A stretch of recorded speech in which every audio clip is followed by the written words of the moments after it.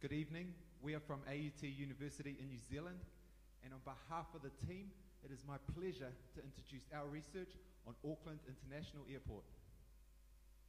Based on our fundamental analysis, we initiate coverage on AIA with a buy recommendation and a 12-month target price of $4.20. This translates to an upside of 18%. We are bullish on the stock, and for very good reason. It is one of the highest quality opportunities on our market. It has a superb asset with a dominant market position and exposure to the attractive tourism markets across Australia, Asia, and America.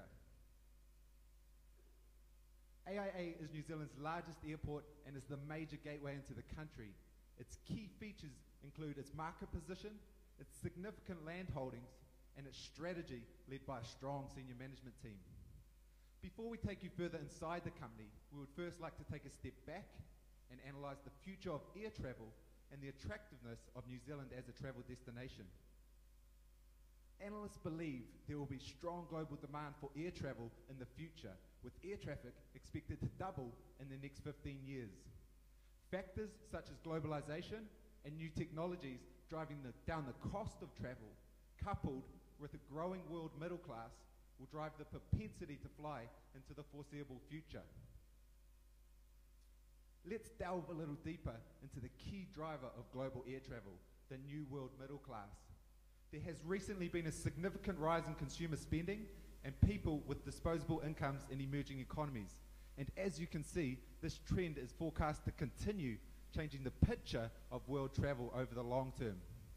If, like many experts, you believe in this story, then the air travel and tourism industries are in better shape than ever and have massive long-term growth potential. For a small country, New Zealand punches above its weight when it comes to tourism, with the 100% Pure campaign recognised around the world. Auckland Airport is well positioned to connect South American markets with Asia and providing a hub for travel in the Pacific region. The remainder of our presentation will provide an in-depth analysis on Auckland Airport and provide some justification and support for our investment thesis. I'll pass you on to Kim with financial analysis. In this section, I will talk about three key points: dominant market position, high sustainable margins, and a strong balance sheet. The airport industry in New Zealand is characterized by high barriers to entry. Given its location, Auckland International Airport has significant comparative advantages over its peers. As you can see, in New Zealand, the airport has the largest market share, processing 75% of international passengers and 94% of Chinese passengers. The airport has a high EBITDA margin of 75%, almost double that of New Zealand leading companies. In addition, it has the second highest EBITDA margin among international airports, second only to its main competitor, Sydney Airport. The airport has a strong balance sheet with a high margins and stable EPS growth. It has significantly less debt than Sydney Airport. As you can see, the airport has high earnings quality and high return on investment capital. Auckland International Airport looks expensive on a price-earnings basis. However, it has historically traded at a premium, with an average P ratio of 25 times and EV/EBITDA of 15 times. We believe that this is a quality argument and it's justifiable. I will turn to Sam for future growth opportunities. Key drivers of growth are emerging middle class, retail, and commercial business. Where is the growing middle class, and how big is this growth? Over the next 20 years, the biggest growth is coming from Asia Pacific and South America. That's over 3 billion people with impressive spending power. More than 2/3 of these people will travel at least once a year. If we drill down to the Asia Pacific market, we can see the Chinese market still in the emerging phase. Our travel cycle analysis shows there's still plenty of room to grow. And we expect the Chinese coming to New Zealand to double by 2020. How does Auckland Airport fit into this picture? Its location put it right in the middle of this growth. It's actively working with airlines and airports to build more flight connection to capture that growth from South America and Asia Pacific.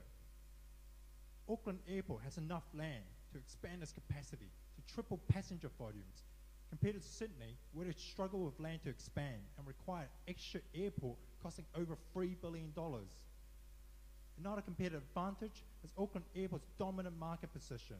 With 92% of long haul, this allowed Auckland Airport to market New Zealand as a whole, compared to Sydney, where they only carry 40% of long haul.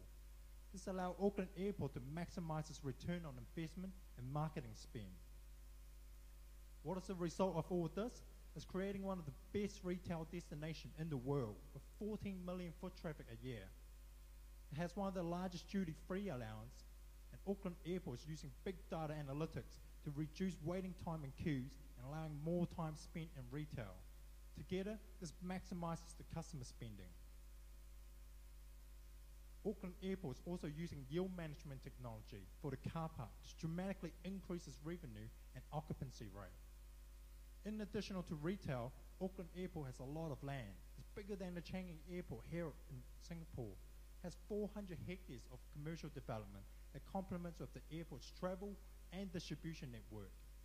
It has the potential to generate over $70 million in revenue over the next 3 years. It has a strong balance sheet to support this growth.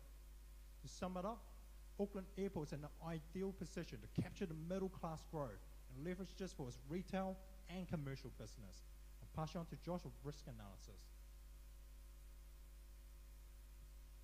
Whilst acknowledging we are bullish on Auckland Airport, we performed a risk assessment, ranking risk in terms of probability of occurrence and impact severity.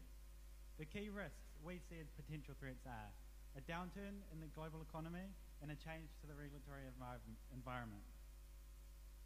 Auckland Airport's aeronautical operations are monitored by the New Zealand Commerce Commission under a favourable dual-tool regulatory regime. The benefits of this dual-tool system over a single-tool system can be demonstrated through EBITDA margin. As you can see, the average EBITDA margin of dual-tool airports is almost double that of their single-tool counterparts. We believe the impact of this risk is moderate to severe. However, we expect the probability of a regulatory change to remain low for the following reasons. Auckland Airport is a strategic asset to New Zealand. The airport has strong, functioning relationships with key stakeholders, and the New Zealand government wants the airport to maintain its competitive position within Australasia. Economic conditions affect the airport's number one revenue driver, international passengers.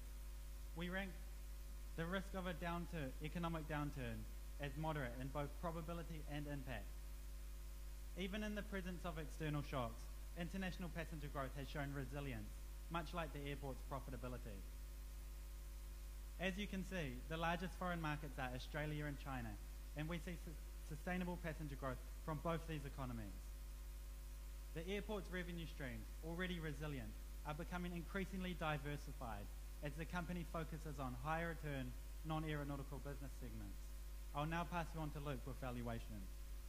The opportunity to cover Auckland Airport gave us a unique chance to forecast cash flows 13 years into the future due to the transparency and the foresight shown by Auckland Airport and its senior management team.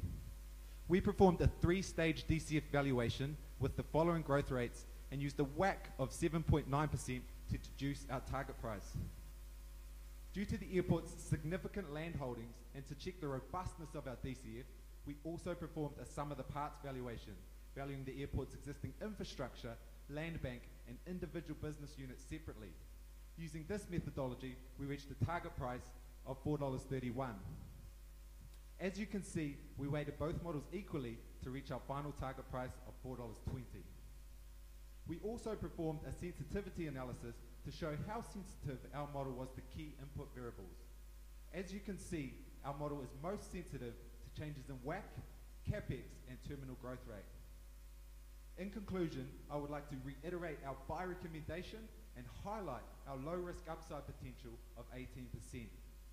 We believe AIA is well positioned to capture emerging market growth and provides investors low-risk exposure to the New Zealand market, our strengthening economy, and the attractive tourism markets across the Asia-Pacific region. This is simply a story of a great New Zealand business that is undervalued in the current market. We would like to thank you for your attention and open the floor to questions.